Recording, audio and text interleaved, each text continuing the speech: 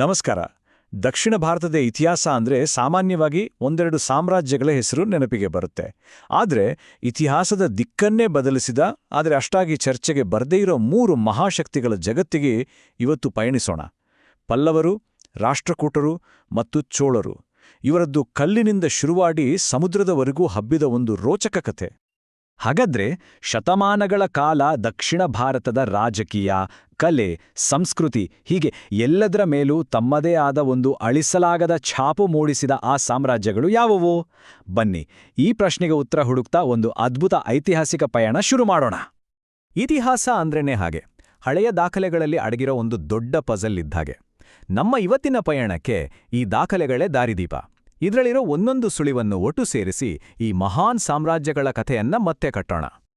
ನಮ್ಮ ಕಥೆಯ ಮೊದಲ ಅಧ್ಯಾಯ ಪಲ್ಲವರದ್ದು. ಇವರನ್ನ ವಾಸ್ತುಶಿಲ್ಪದ ಮಾಂತ್ರಿಕರು ಅಂತಾನೆ ಕರೀಬೋದು.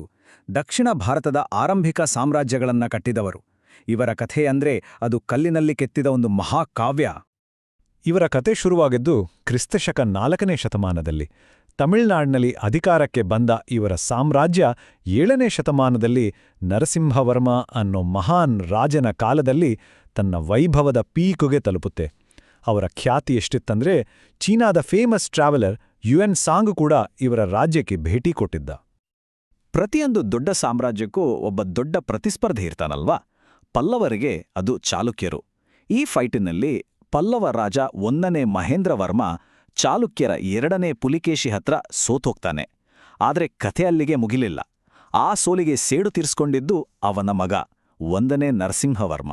ಇದು ಬರೀ ಯುದ್ಧ ಆಗಿರಲಿಲ್ಲ, ದಕ್ಷಿಣ ಭಾರತದ ಸೂಪರ್ ಪವರ್ ಯಾರು ಅನ್ನೋದನ್ನ ಡಿಸೈಡ್ ಮಾಡೋ ಜಿದ್ದಾಜಿದ್ದಿಯಾಗಿತ್ತು.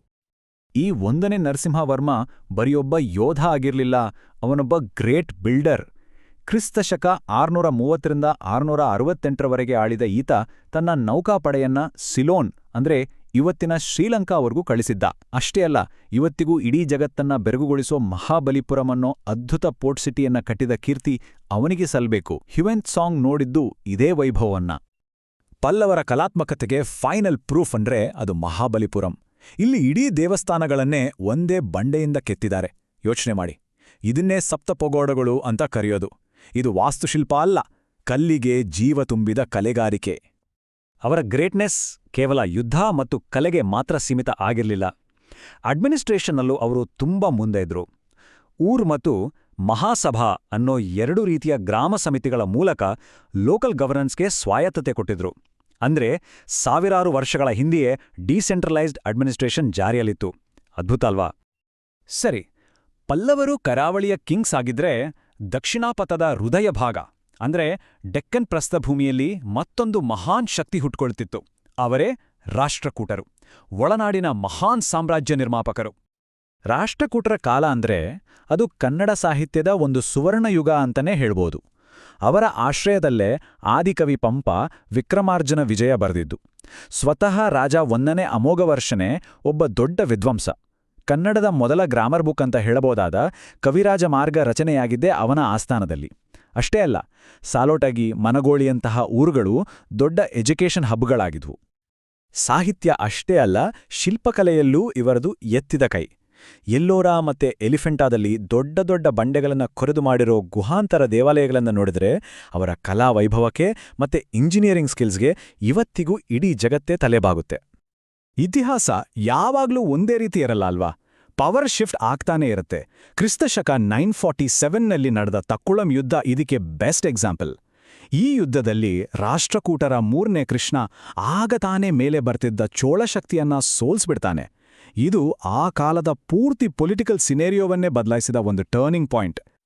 ಪಲ್ಲವರು ಮತ್ತು ರಾಷ್ಟ್ರಕೂಟರು ಹಾಕಿಕೊಟ್ಟ ಫೌಂಡೇಶನ್ ಮೇಲೆ ದಕ್ಷಿಣ ಭಾರತದ ಇತಿಹಾಸದಲ್ಲೇ ಅತ್ಯಂತ ಪ್ರಬಲ ಸಾಮ್ರಾಜ್ಯವೊಂದು ಎದ್ದು ನಿಲ್ಲುತ್ತೆ. ಅವರೇ ಚೋಳರು. ಸಮುದ್ರದ ಅಧಿಪತಿಗಳು, ಜೊತೆಗೆ ಜಗತ್ಪ್ರಸಿದ್ಧ ದೇವಾಲಯಗಳ ನಿರ್ಮಾಪಕರು. ಚೋಳರ ನಿಜವಾದ ಆಟ ಶುರುವಾಗೋದು ಸುಮಾರು 9ನೇ ಶತಮಾನದಿಂದ. ವಿಜಯಾಲಯ ಅನ್ನೋ ರಾಜ ಈ ಸಾಮ್ರಾಜ್ಯಕ್ಕೆ ಬುನಾದಿ ಹಾಕ್ತಾನೆ. 11ನೇ ಶತಮಾನದ ಹೊತ್ತಿಗೆ ರಾಜೇಂದ್ರ ಚೋಳನ ದಿಗ್ವಿಜಯಗಳಿಂದ ಇದು ತನ್ನ ಉತ್ತುಂಗಕ್ಕೆ ತಲುಪುತ್ತೆ. ಇದರ ಮಧ್ಯೆ 1009ರಲ್ಲಿ ಒಂದು ಅದ್ಭುತ ಬೃಹದೀಶ್ವರ ದೇವಾಲಯ ನಿರ್ಮಾಣ ಆಗುತ್ತೆ. ಪ್ರತಿಯೊಂದು ಸುವರ್ಣಯುಗದ ಹಿಂದೆ ಒಬ್ಬ ಹೀರೋ ಇರ್ತಾನೆ. ಆದ್ರೆ ಚೋಳ ಸಾಮ್ರಾಜ್ಯದ ವಿಷಯಕ್ಕೆ ಬಂದ್ರೆ ಇಲ್ಲಿ ಇಬ್ರು ಇದ್ರು. ಆ ತಂದೆ ಮಗ ರಾಜರಾಜ ಚೋಳ ಮತ್ತು ಅವನ ಮಗ ರಾಜೇಂದ್ರ ಚೋಳ ಇವರೇ ಚೋಳರನ್ನ ವೈಭವದ ಶಿಖರಕ್ಕೆ ಕೊಂಡೊಯ್ದಿದ್ದು. ಚೋಳರ ನೌಕಾ ಶಕ್ತಿಯನ್ನ ಅದನ್ನು ಊಹೆ ಮಾಡೋಕ್ಕೂ ಕಷ್ಟ. ಅವರು ಶ್ರೀಲಂಕಾ, ಮಾಲ್ಡೀವ್ಸ್ ಸೇರಿದಂತೆ ಬೇರೆ ದೇಶಗಳನ್ನ ಗೆದ್ರು. ರಾಜೇಂದ್ರ ಚೋಳ ಬರೀ ಸಿಮ್ಮಳದ ರಾಜನನ್ನು ಸೋಲಿಸಿದ ಮಾತ್ರ ಅಲ್ಲ, ಬಂಗಾಣದವರೆಗೂ ಹೋಗಿ ಪಾಲ ರಾಜ ಮಹಿಪಾಲನನ್ನ ಮಣಿಸಿದ್ದ. ಅವರ ಪ್ರಭಾವ ಎಷ್ಟಿತ್ತಂದ್ರೆ ದೂರದ ಆಗ್ನೇಯ ಏಷ್ಯಾದ ಶ್ರೀವಿಜಯ ಸಾಮ್ರಾಜ್ಯದಿಂದಲೂ ಅವರಿಗೆ ತೆರಿಗೆ ಬರ್ತಿತ್ತು. ಚೋಳರ ಶಕ್ತಿ ಮತ್ತು ಭಕ್ತಿಯ ಒಂದು ಪರ್ಮನೆಂಟ್ ಸಿಂಬಲ್ ಆಗಿ ಇವತ್ತಿಗೂ ನಿಂತಿರೋದೇ ತಂಜಾವೂರಿನ ಬೃಹದೀಶ್ವರ ದೇವಸ್ಥಾನ. ರಾಜರಾಜ ಚೋಳ ಕಟ್ಟಿಸಿದ ಈ ವಾಸ್ತುಶಿಲ್ಪದ ವಿಸ್ಮಯ ಕ್ರಿಸ್ತಶಕ 1009ರಲ್ಲಿ ಪೂರ್ಣಗೊಂಡಿತು. ಇದರ ಭವ್ಯತೆಯನ್ನ ಅರ್ಥ ಮಾಡ್ಕೊಳ್ಳಕ್ಕೆ ಈ ಒಂದೇ ಒಂದು ನಂಬರ್ ಸಾಕು. ಬೃಹದೀಶ್ವರ ದೇವಾಲಯದ ಗರ್ಭಗುಡಿ ಮೇಲಿರೋ ಮುಖ್ಯ ಗೋಪುರದ ಎತ್ತರ ಬರೋಬ್ಬರಿ 200 ಅಡಿ. ಯೋಚನೆ ಮಾಡಿ, ಆ ಕಾಲದಲ್ಲಿ ಅಷ್ಟೊಂದು ಎತ್ತರದ ಕಟ್ಟಡ. ಇದು ಅವರ ಇಂಜಿನಿಯರಿಂಗ್ ಜೀನಿಯಸ್ಗೆ ಸಾಕ್ಷಿ. ಸರಿ, ಇಷ್ಟೆಲ್ಲ ನೋಡಿದ್ವಿ. ಹಾಗಾದ್ರೆ ಈ 3 ಮಹಾನ್ ರಾಜವಂಶಗಳು ನಮಗೆ ಬಿಟ್ಟು ಹೋದ ಪರಂಪರೆ ಏನು? ಕಲ್ಲಿನಲ್ಲಿ ಕಥೆ ಕೆತ್ತಿದವರಿಂದ ಹಿಡಿದು ಸಮುದ್ರವನ್ನೇ ಆಳಿದವರವರೆಗೆ ಇವರ ಒಟ್ಟಾರೆ ಪ್ರಭಾವವನ್ನ ಈಗ ನೋಡೋಣ. ಇಲ್ಲಿ ಒಂದು ವಿಷಯ ಗಮನಿಸಿ, ಪ್ರತಿಯೊಂದು ರಾಜವಂಶಕ್ಕೂ ಒಂದು ಸ್ಪೆಷಾಲಿಟಿ ಇದೆ. ಪಲ್ಲವರು ದ್ರಾವಿಡ ವಾಸ್ತುಶಿಲ್ಪಕ್ಕೆ ಫೌಂಡೇಶನ್ ಹಾಕಿದ್ರು. ರಾಷ್ಟ್ರಕೂಟರು ಕಲೆ ಮತ್ತು ಆಡಳಿತದಲ್ಲಿ ಎಕ್ಸ್ಪರ್ಟ್ಸ್ ಆಗಿದ್ರು. ಆದರೆ ಚೋಳರು ಭಾರತದ ಪ್ರಭಾವವನ್ನ ಸಮುದ್ರದಾಚೆಗೂ ಹಬ್ಬಿಸಿದ್ರು. ಮಹಾಬಲಿಪುರಂ, ಎಲ್ಲೋರ, ತಂಜಾವೂರು ಇವೆಲ್ಲ ಇವತ್ತಿಗೂ ಅವರ ಪರಂಪರೆಯ ಜೀವಂತ ಸಾಕ್ಷಿಗಳಾಗಿವೆ. ಸಿಂಪಲ್ ಆಗಿ ಹೇಳೋದಾದ್ರೆ, ಈ 3 ರಾಜವಂಶಗಳು ಸೇರಿ ಒಂದು ಅದ್ಭುತ ಸಂಸ್ಕೃತಿಯನ್ನ ಸೃಷ್ಟಿಸಿದವು. ಈ ಸಂಸ್ಕೃತಿ ಬರೀ ಭಾರತಕ್ಕೆ ಸೀಮಿತ ಆಗ್ಲಿಲ್ಲ, ಆಗ್ನೇಯ ಏಷ್ಯಾದವರೆಗೂ ಹರಡಿತು. ಅವರ ಕಲೆ, ಆಡಳಿತ, ವ್ಯಾಪಾರ ಎಲ್ಲವೂ ಇಡೀ ಪ್ರದೇಶದ ಮೇಲೆ ಆಳವಾದ ಪ್ರಭಾವ ಬೀರಿತು. ಕೊನೆಗೆ ಒಂದು ಪ್ರಶ್ನೆಯೊಂದಿಗೆ ಈ ವಿಶ್ಲೇಷಣೆಯನ್ನು ಮುಗಿಸೋಣ.